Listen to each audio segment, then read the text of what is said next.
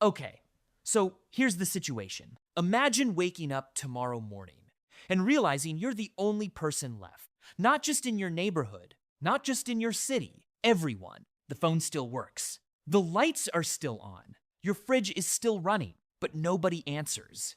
And eventually, you have to ask yourself, what do you actually do first? Your first instinct might be to go outside. Honestly, I get it. You'd want to see what's happening.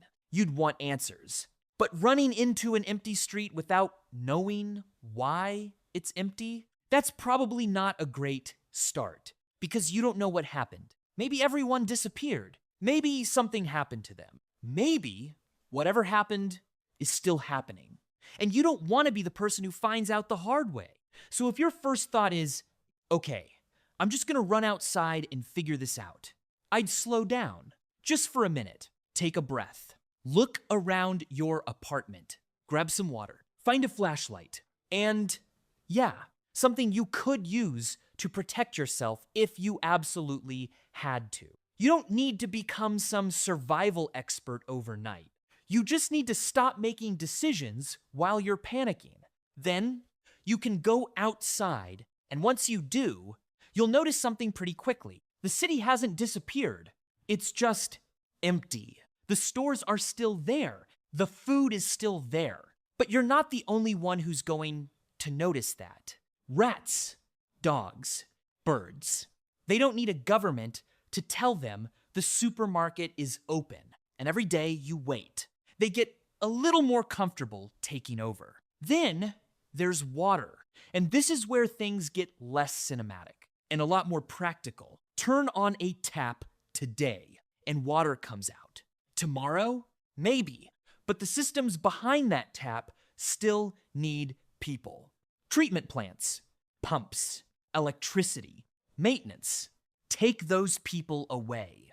And eventually, the tap stops being something you can trust. So if you're choosing what to save first, water is near the top of the list. Food is a little different. Some of it can sit around for a very long time. Rice, lentils, pasta, honey, those are the kinds of things you'd want to find. Fresh food is another story. The stuff in your fridge, you're looking at days, not months. And once the power goes out, that countdown gets a lot shorter. And you're not the only one waiting for the food to go bad. Walk into an abandoned supermarket, and you'll probably notice them before you notice anything else. Birds, rats. They've already moved in, so you take what you can. Not everything.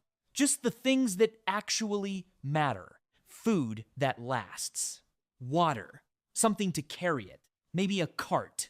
Maybe a van. Honestly, at this point, whatever works. Because you're not preparing for one bad night.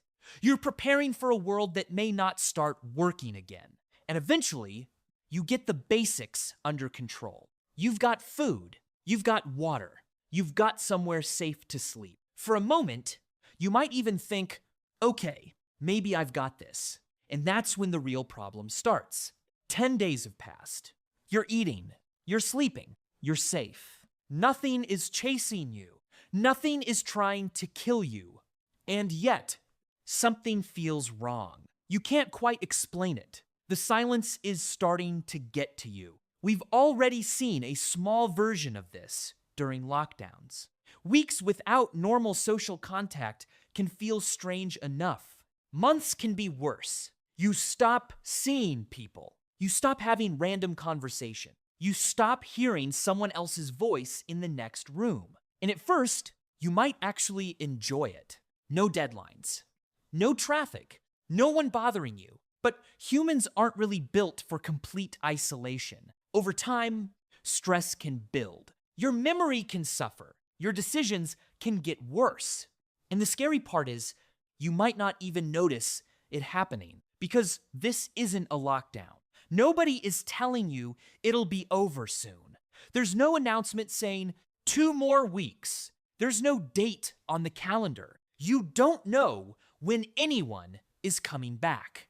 You don't even know if anyone is coming back. And eventually, that thought becomes impossible to ignore. What if this isn't temporary? What if this is just your life now? That's why you need something that makes tomorrow feel different from today. Start a journal. Wake up around the same time. Eat around the same time.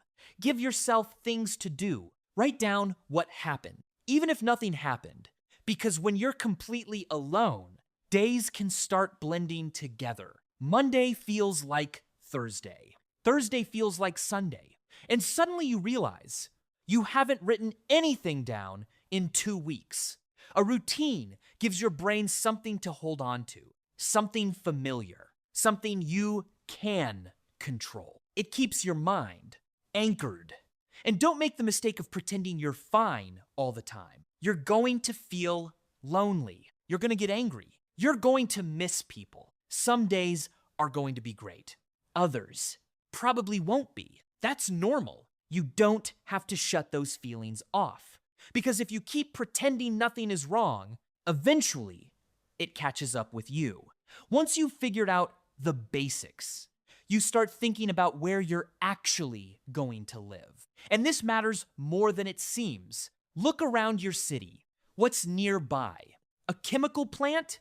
A nuclear facility? A dam? Normally, there are people whose entire job is to keep an eye on places like that. But now, there's nobody. And some problems don't announce themselves. They just sit there, waiting. So, what makes a good place to live? You need water. You need food. You need some way to generate power. And ideally, you want somewhere that's easy to defend. It doesn't have to look like a military bunker. It just has to keep working when everything around it stops. Switzerland is an interesting example. For decades, the country invested heavily in underground shelters and infrastructure designed to keep functioning during major emergencies. Hundreds of thousands of shelters, dams, underground water reserves, a huge amount of preparation for a situation most people never expect to actually face. You probably won't find the perfect bunker sitting next door, but that's the idea. Find somewhere with water, some protection, some power, and a way to stay there for a long time. And if you find a place like that, you don't keep looking for something better. You settle in.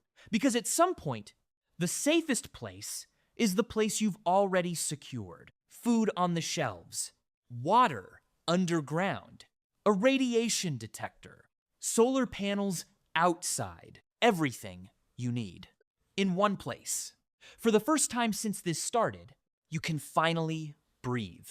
You're safe, at least for now.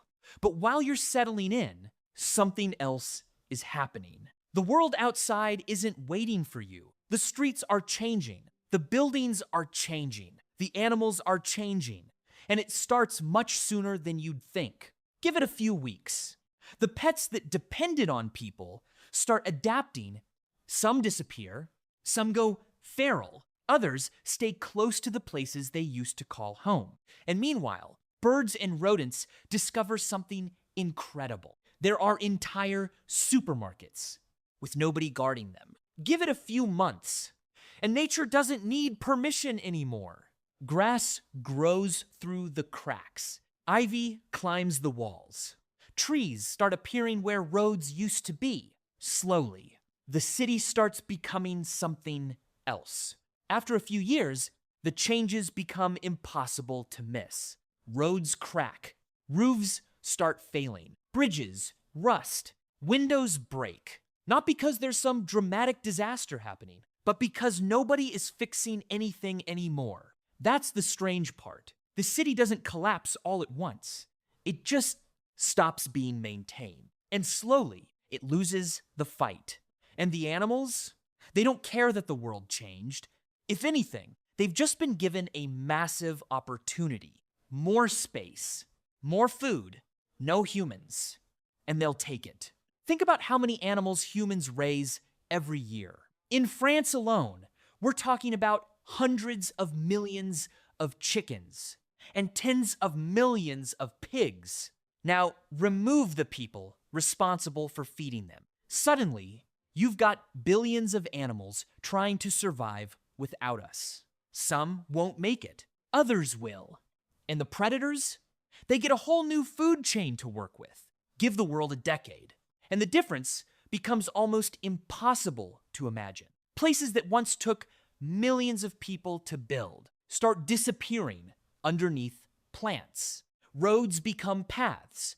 Buildings become ruins. Landmarks become part of the landscape. And eventually, you'd have to look twice to realize humans were ever here. And that's probably the strangest part of this whole scenario. The world doesn't actually end. It keeps going, just without us. The forests keep growing. The rivers keep moving. The animals keep breeding. The seasons keep changing. Life goes on. And it doesn't really care that we're gone. Which leaves you with a pretty uncomfortable question. If the world can keep going without us, what exactly are you supposed to do with your time? 1,000 days. That's how long it's been. Almost 3 years since you last heard another human voice.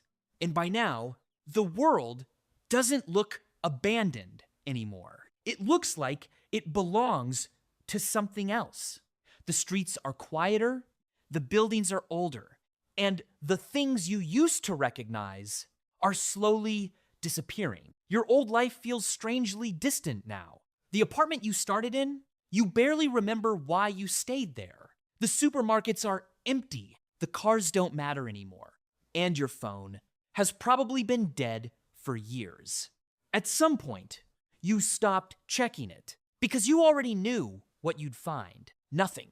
And that's probably the strangest part. You don't really miss the noise anymore. You miss people. The sound of someone laughing. Someone calling your name. Just knowing that somebody else is out there, but you adapt. That's what humans do. You learn which places still have water, which buildings are safe, which roads are worth taking. You learn how to grow food, how to fix things, how to live without everything you've spent your entire life depending on.